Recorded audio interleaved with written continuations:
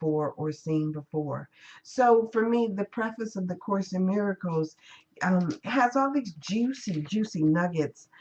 So here it is. It says what it says after that.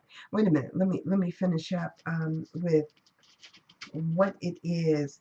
It says, it goes through and it talks about what you'll see throughout the teacher's manual, within the workbook, within certain sections of the book. It'll talk about it specifically in that. It specifically states that a universal theology is impossible, but a universal experience is not only possible, it's necessary. This comes out of the manual, page 77. It actually highlights it in here. And it says, although Christian in statement, the Course deals with universal spiritual themes. It emphasizes that it is but one version of a universal curriculum. That's why it's a required course. Only the time you take it is voluntary. Free will does not mean that you can establish the curriculum. It means only that you can elect what you want to take at a given time. So there are many others, this one differing from them only in form, but they all lead to God in the end. I mean, where else is there to go? I mean, if you think about it, is there someplace else to go? And that's always struck me as kind of funny, that people tell you that all roads lead back to, or this, that, and the other. But all roads ultimately always lead to God. There is nothing else. And so for them to restate that here is just wonderful. So then it goes on to say what it says. It talks about what it says in the ending of the workbook. While the course is comprehensive in scope, truth cannot be limited to any finite form, as is clearly recognized in the statement at the end of the workbook. It says, this course is a beginning, not an end. No more specific lessons are assigned, for there are no need there is no need of them. There is no need of more things. So what it says is, henceforth, hear but one voice for God. He will direct your efforts, telling you exactly what to do, how to direct your mind, when to come to Him in silence, asking for His sure direction and His certain word. So I think a lot of times in our insecurity, we want to tie and hang on to things. We want to hang our hats on a certain section of, or quote from the book, or a certain section. We want to go back and we want to read over and over again and make sure that we understand every line, every syllable, every period, every punctuation mark, whatever it is. People have this tendency to want to just do it over and over again. But it says right here, no further instruction is needed. Nothing more is needed. Once you learn how to listen to the voice of God that speaks to you all the time, once you know that miracles happen every day, once you know that you are a miracle worker, you are a teacher of God, once you have embraced all of these things, what else need you?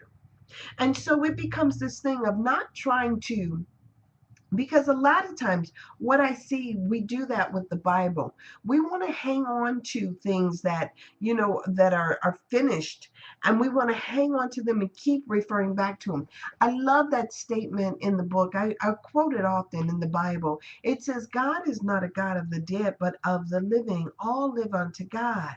And then there's another section that says that we what we tend to do is let the dead, it doesn't say let the dead bury the dead, or we tend to try to breathe life into something that is dead and gone. And I don't know I can't call off the top of my head the exact quote, but we try to breathe life back into something that's dead and gone, that is over with.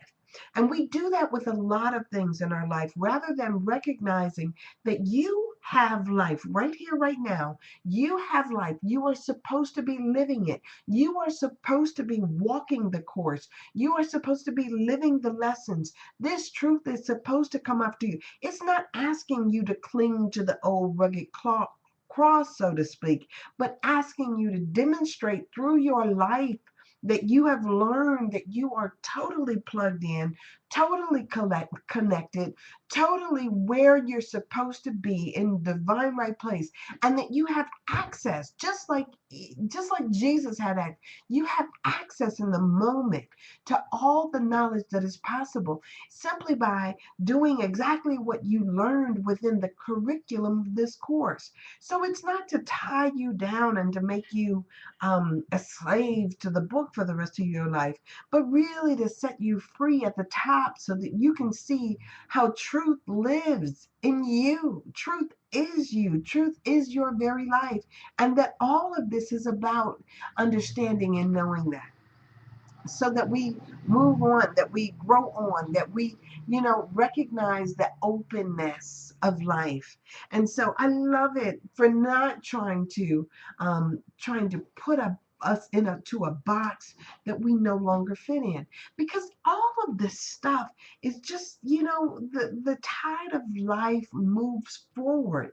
It keeps going, and the moment it remains stagnant, we have done something out of step with what we were ordained to do, what we were sent here to do.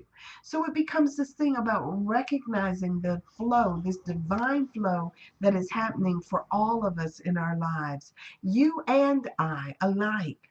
So the moment that I try to, because it's funny, I have told people over and over again about a guy, a friend of mine's. Um, you know how so this guy was trying to date me, I guess, at one point. And so he's in his 50s, and he comes over to the house, and all he could talk about was his glory days, his days when he was back in high school, and he was on the football team, and he made this touchdown, and how he spiked the ball, and he did all of these wonderful things back in his glory days. And I remember as I listened to him and I listened to him, and I was trying to like keep a smile on my face as I listened to him. And I'm thinking to myself, like, really? I said, and finally I said to him, I was like, so what did you do last week? Or what have you done lately? Or, or do you have anything more recent to talk about? I mean, because here I was trying to talk about and talk in the moment, but all he had to pull on was yesterday. Not even yesterday, but 2 decades ago. And so I thought it was extremely peculiar that that was the entire conversation. And I kept thinking to myself, like, wow, I don't want to be like that. I don't want to be the person who can only talk about what I did 10 years ago, or even 5 years ago, or even last week. Let me talk about what I did today. Let me talk about what I'm doing in this moment. Because if I'm constantly living out my life based on what has happened in the past, then that means I'm not living in the present. You guys, everything is dynamic, it keeps moving. It is for us to live this moment now. I love that thing when they talk about faith. Now, faith, the evidence of things, however it goes. I love it though, but let me think, how does it go? Now faith, but it talks about doing, yeah, I'm glad it's contagious, but I was talking about this idea of being in the now moment, and in the now moment is where we really have our power, not 10 years ago. And so maybe he thought it was going to be attractive to talk about his heyday, his glory days, and maybe that's something that, at some point people we slow down to the point of it's funny, I tell people, like, I used to drop it like it's hot. I used to drop it like it's hot. I get there and, I'm like on the dance floor, and I'm doing this and I'm doing that, and then I go to drop it and then I can't pick it back up. So I no longer try to drop it like it's hot. But I don't have to talk about it because now I find something else that's hot. So I don't have to do what I did. Let me do what I'm doing, so I don't have to talk about what I'm doing right now. So, yeah, my life has changed a lot over the years. I mean, things have slowed down, but instead of looking at them like they are less than, let me talk about the intensity of the moment, the the juiciness of this moment, and what I've learned. Yes, what I've learned in this moment. And so now, even still, like even now, sometimes I could sit there and I could think to myself, like, wow, I'm not where I desire to be. I'm not where I desire to be. But I know that I'm not standing still. It's not a standstill, but a constant evolution or evolving involution, a journey within, so that I can come out more fully, so that I can talk about things that's going on in my life now, not yesterday, not last year, not 10 years ago. So I can, oh, let me tell you guys this. This is kind of funny. Um, yeah, no, I'm not gonna tell you that. It's all good. Uh, so it's, it becomes this thing of, what are you doing now? And even if now just means that you are less physical but more spiritual, more intellectual, that's good too. Because I'll tell you, sometimes the best stuff is the stuff that we come or we get an awareness to. So let me tell you what happened yesterday at church. Yesterday at church, minister, this is a new month of July, and every month he comes with what is called a spiritual principle, and so he tries to gear the entire month around particular spiritual principles. So this month he chose as the spiritual principle. I don't know if somebody else chooses these with him, but this month the spiritual principle is understanding. And so he wanted to come in and he wanted to talk about understanding. And as he talked about understanding, we get to talk back a little bit in church, to ask questions or to insert something, just like you guys do here in the room. Excuse me, I don't know why I'm having issues here. But when he was talking about understanding, I asked if there was a tendency over time for us to ripen in our awareness, like a piece of fruit. Because I know for me, a lot of times when I heard things when I was younger, I didn't quite understand the meaning of them. But it seems as though there was a point in my life where I didn't understand the meaning. I didn't understand the meaning, didn't understand the meaning, didn't understand the meaning. And then all of a sudden I had that aha moment. And I get it. There was a teacher, let me tell you guys about this. There was a teacher I had, and she was a math teacher. And I may have told you guys this story before, but of course, there may be new people in the room or somebody watching on Ustream or something else that hasn't heard this particular thing before. So I share it anyway. So one particular time I'm in this class, and I used to be really, really good when it came down to mathematics. I was really good. Algebra, geometry, all of that stuff. Even in chemistry, the equations were what just gave me so much joy, in order to look at an equation and solve the equation. Um, I would get so much joy out of that. And so I would sit there but be embarrassed because I always understood or knew the answer before other people even knew how to work the problem. Um, the teacher would be sitting there and trying to explain to us how to do a particular thing, whether it was fractions equations or solving for X or, whatever variables were put in place, I always seemed to know the answer even before it was asked. It wasn't it was just I could figure these things out. This was when I was younger, of course. I'm not going to say as much for me now, but I would always know the answers. And so it was so funny. She had this problem that she put on the board, and she was like, whoever gets this answer correct doesn't have to take the quiz, but she was going to give a quiz at the end of the day. The quiz was going to be worth 50 points, have 5 questions on it, or 5 problems on there, and we had to solve the 5 problems, and then we would get graded accordingly. Or we can just opt out and do the one problem, and whoever could do the one problem would basically not have to do this quiz. You just get an automatic 50 points, and that be it.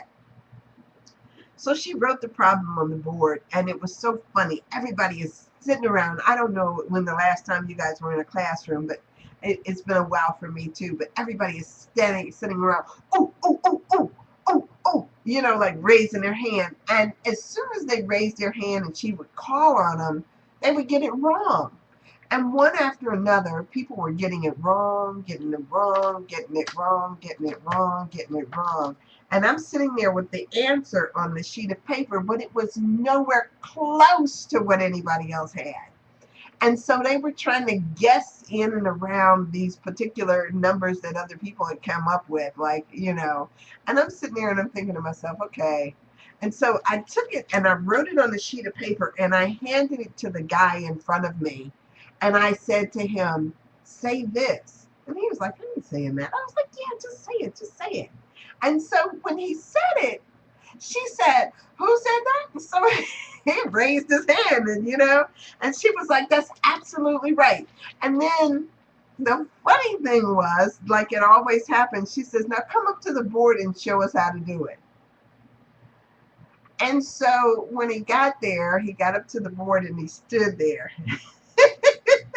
And he kind of looks back over his shoulder like I could possibly whisper to him how to do it from all the way back in my seat.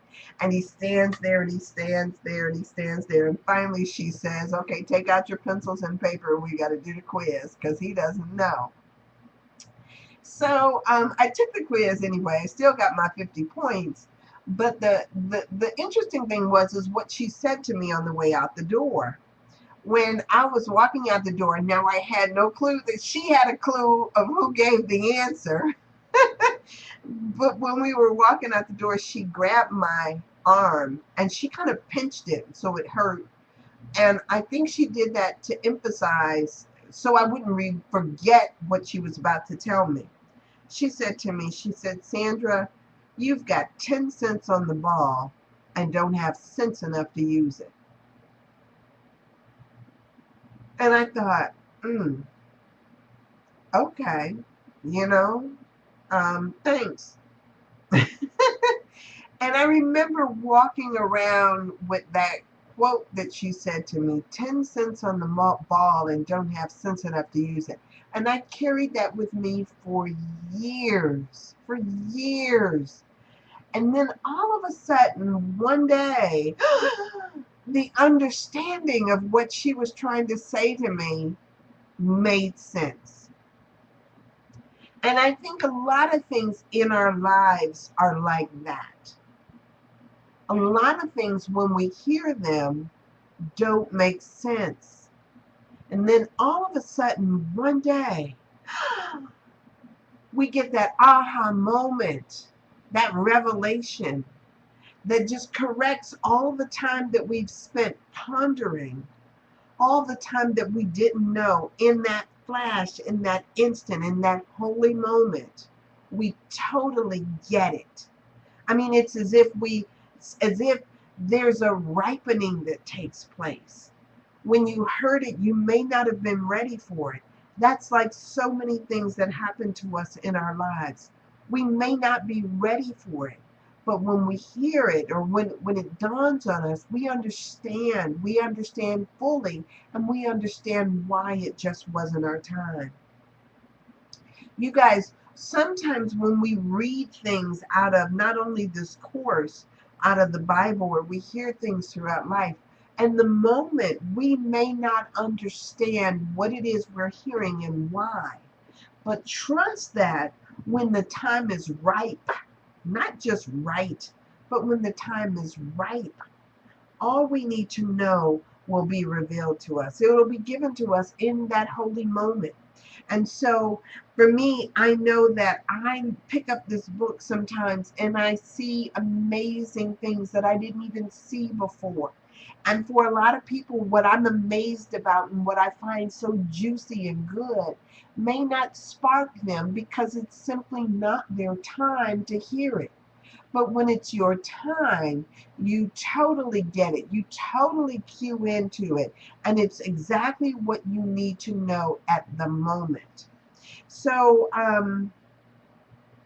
so when it tells us here that this is how the course begins, it makes a fundamental distinction between the real and the unreal, between knowledge and perception. Knowledge is truth under one law, the law of love or God.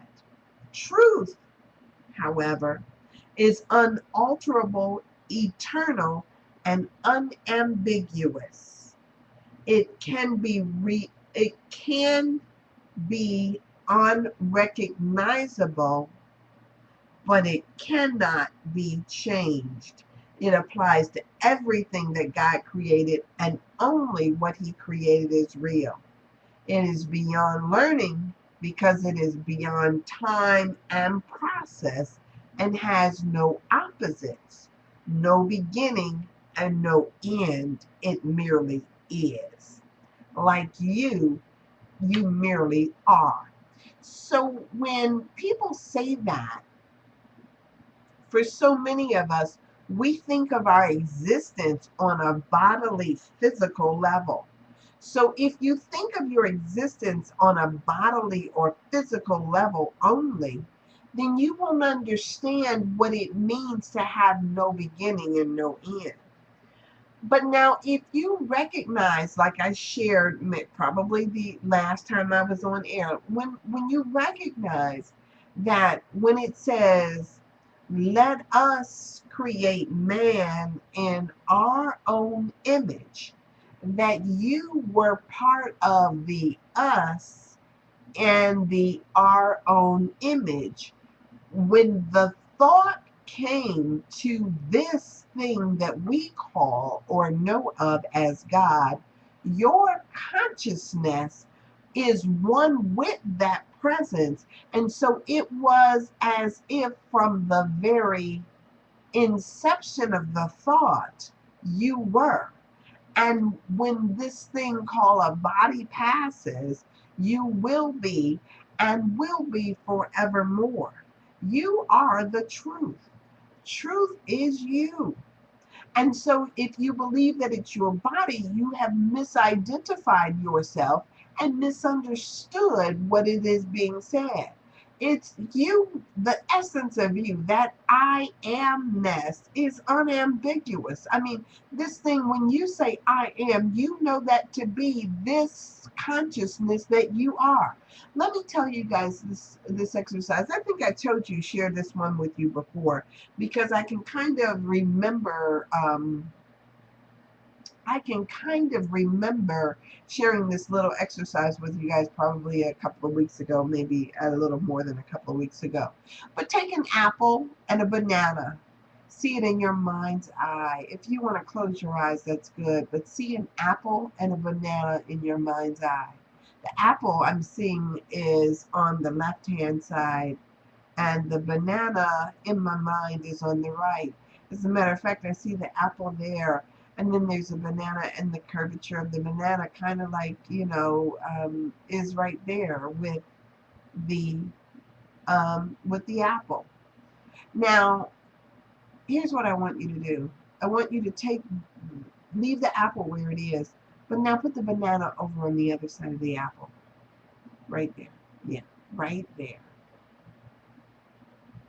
Now, if you think about it for just a second, How did you move that banana? Did you do it in your mind through thought? Or did you actually take your hand and kind of move it over there? This I am presence, this I amness that you are, is the consciousness that you are. What you have done is you have taken on a body. You have actually, in your consciousness, um, kind of like sucked your consciousness into this body that you are occupying now. No matter what you think of that body, it's beautiful. I love it. But you have like kind of jumped in consciousness, kind of like you see on those movies where one consciousness jumps over into another body. Remember that movie? I'm going to tell you what the movie is with Denzel Washington, and he was going around. There was this little.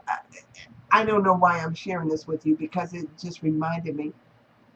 Um, but Denzel Washington was chasing after this guy who was supposed to be put to death, and this guy put his consciousness into somebody else, and then the consciousness was jumping around trying to find a body to indwell, to inhabit.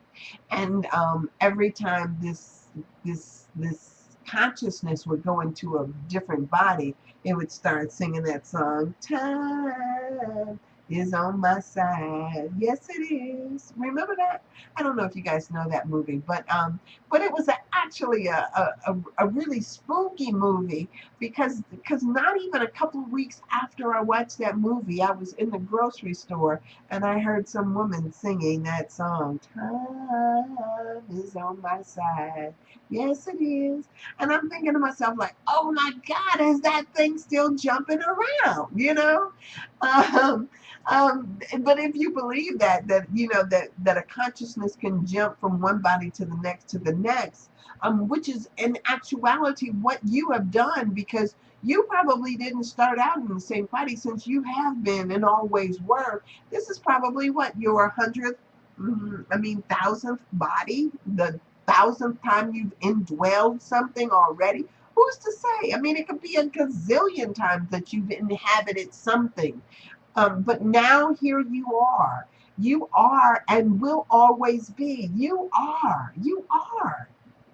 And so, in that sense, it is like you being this unalterable, eternal, unambiguous truth that is part of and one with this thing that we call God, this truth that we know is God. Okay, so now I don't want to dwell on this too long, because I know you know how I am. I could talk forever about any one particular thing, but for some reason, I wanted to jump to another part of this book for a second. I love the preface, and I'll tell you, there are so many juicy things that I've read in prefaces of books, that oh, yeah, I mean, so many things, and I could sit here and share with you just wonderful, and even the epilogue after you get done, it's like, ooh, ooh, this is so good, and it contains all this stuff. And if I could just like read no other part of a book, it would just be that. Let me open up and let me read this and see how well the book is going to do, whether I'm going to love it or hate it or let it go or whatever. And then sometimes the preface is good and the book is not so much. But nevertheless, it is what it is. So what it says is that um, in the realm of knowledge, no thought exists apart from God, because God and his creation share one will. You are the will of God. The world of perception, however, is made by the belief in opposites and separate wills, in the perpetual conflict with each other and with God. And so it doesn't negate the truth, but the moment you indwell in something and you believe you are the opposite, that's where the conflict comes in and where you are. And so, so really, we're trying to get back to the truth, that atonement, that place where we see our oneness and recognize there is only one of us here. Um, um, okay, so let me read just this last little piece here before I get off of that. Actually, it's not the last little piece, it's just the last part on that page. It says, from the point of view we seek in others what we feel is wanting. Let me start up here a little bit more. So I'm reading here still in the preface. It says sin is defined as lack of love, and that comes from the text, page 11. Since love is all there is, sin in the sight of the Holy Spirit is a mistake to be corrected rather than an evil to be punished. I don't need to repeat that. It's in your book, text, page 11. Our sense of inadequacy, weakness, and incompletion comes from a strong investment in the scarcity principle that governs the whole world of illusions. From that point of view, we seek in others what we feel is wanting in ourselves. We love another in order to get something ourselves. That, in fact, is what passes for love in the dream world. There can be no greater mistake than that, for love is incapable of asking for anything. Oh, don't you love that? So, and we read that and we hear that so often, that when we, in this world, we believe that, what we love is what we feel is lacking in ourselves. And so it's so interesting. I have seen so many people get caught up in relationships thinking that by mere association, or this person accepting you or whatever, that somehow you become different. And so you live your life vicariously through this other person, thinking that somehow they make up some inadequacy that you find in yourself. So it is so far from being true, because you are not inadequate. First off, you are not inadequate. You are made whole, perfect, and complete. And because you have ideas of inadequacy does not make the inadequacy real or the truth. And so, I see this all the time, that people go around, and because they have now, it's kind of like that golden calf that we hold out in front of us, trying to say our value rests in this. So we put our value, we think our value rests in the clothes that we wear, or in the car that we drive, or in the relationships we have. Or you see people who name drop all the time. I know so and so, and if you know so and so, then that means you must be acceptable too, right? And so we don't recognize, or people don't recognize, that their worth is established by God in the first place, and not by all the stuff. And so, yes, love can never ask for anything. Love is, it just totally is. Just point blank, all encompassing. What is all encompassing can have no opposites. So if love simply is, there is nothing outside of it. So it cannot, there's nothing that can be added or taken from it. It simply is. And so, yes, it is. But right there in the preface, that's so beautiful, isn't it? It's just right there, this juicy little nugget, right there in the front of the book. And so, it's on Roman numeral page 11, I do believe, that I was reading from. And so, yeah, that's always a good thing to read the preface. Okay, so here's what I kind of wanted to talk about, but I'm like, so what? I mean, I've talked about so much other stuff. I wanted to revisit this because I'm here with you guys now, and I'm doing this anyhow. So I might as well use this as part of my preparation. So this week, I don't know if I told you guys originally, yeah, that I have I'm supposed to be doing a workshop, and it's a little contract I got. Woohoo! Yay! It's a little contract I got where I go out to this company, and I'll be talking about time management. Now, get this, me talk about time management, even you guys who don't know me, yeah, that's right, dollars. Even you guys who don't know me, haven't seen me, you guys, because you're here, you always know I'm running in at the last minute on the radio, so you probably have surmised that Sandra is not that great with time, and yet I'll be doing a teaching on time management. So you know how they say that what you want to learn, you teach. And so, I have, for the last 2 weeks, just been like submersed myself And all these folks from Stephen Covey to all these other people who have done books on time management, I have just immersed myself in that. And it's all about time management. So as I listened to them, I was thinking to myself, I was like, but yeah, isn't there something on in the Course in Miracles that I always fall back on to say that it's okay that I'm not good with time? And I was thinking like, oh yeah, that lesson number 135 kind of gives me an out. It kind of makes me feel okay about um, these things that I would like to correct in myself. It makes me, it kind of like one of those things, like it justifies who I am. And I mean, and if it's something I want to change, I guess there's no justification for it. But nonetheless, I'm going to share a little bit out of lesson 135 because I tell you, I have fallen back on this so many times because I thought it made me feel okay. So lesson 135 says, if I defend myself, I am attacked. If I defend myself, I am attacked.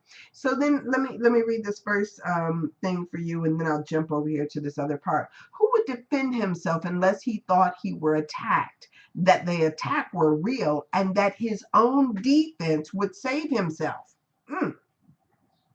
And herein lies the folly of defense. It gives illusions full reality and then attempts to handle them as real. It gives illusions full reality and then attempts to handle them as real. It adds illusions to illusions, thus making correction doubly difficult. And it is this you do when you attempt to plan the future, activate the past, or organize the present as you wish. Don't you love that? You operate from the belief that you must protect yourself from what is happening because it must contain what threatens you. A sense of threat is an acknowledgement of an inherent weakness, a belief that there is danger which has power to call on you to make appropriate defense. The world is based on this insane belief, and it structures all its thoughts and doubts, its penalties and heavy armaments, its legal definitions and its codes, its ethics and its leaders, and its gods all serve but to preserve this sense of threat. For no one walks the world in armature, but must have terror striking at his heart. Defense is frightening. It stems from fear, increasing fear as each defense is made. You think it offers safety, yet it speaks of fear made real and terror justified. It is strange you do not pause to ask as you elaborate your plans and make your armor thicker and your locks more tight, what you defend and how and against what? Let us consider first what you defend. I love this. I love this. I love the way that they just love it. Let us consider first what you defend. It must be something that is very weak and easily assaulted. It must be something made easy prey, unable to protect itself and needing your defense. What but the body has such frailty that constant care and watchful, deep concern are needful to protect its so little life? What but the body falters and must fail to serve the Son of God as a worthy host? Oh, what but the body, right? What but the body? Think of your body like as one of those balloons, easily assailed from the outside. Just a prick. Yeah, it'll do it. Yet it is not the body that can fear, nor be a thing of fear. It has no needs but those which you assign to it. It needs no complicated structures of defense, no health inducing medicines, no health plan, no No, nothing. No concern at all. Defend its life or give its gifts to make it beautiful or walls to make it safe. But you say your home is open to the thief of time, corruptible and crumbling, so unsafe it must be guarded with your very life. Mm. I love this. It is not, is this picture not fearful? Can you be at peace with such concepts of your home?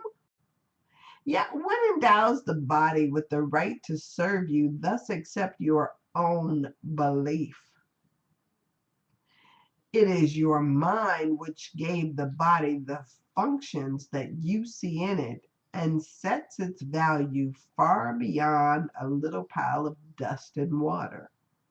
Who would make a defense of something that he recognizes as this?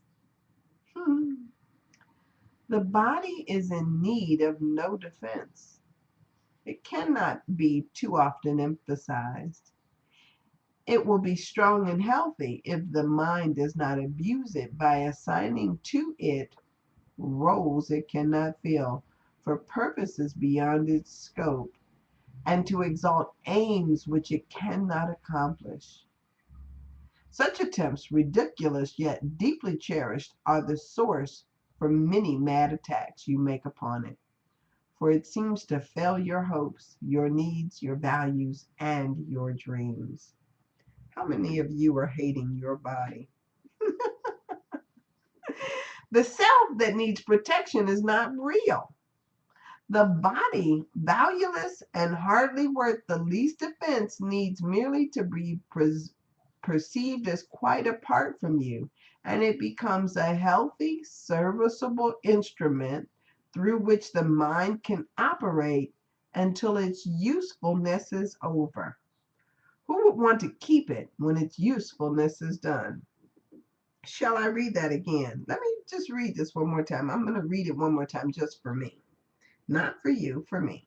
The self that needs protection is not real. The body, valueless and hardly worth the least defense, needs merely to be perceived as quite apart from you, and it becomes a healthy, serviceable instrument through which the mind can operate until its usefulness is over. Who would want to keep it when its usefulness is done? Oh man, that is so beautiful. Ah, mm, mm, mm. In all thy getting, get understanding. Speak to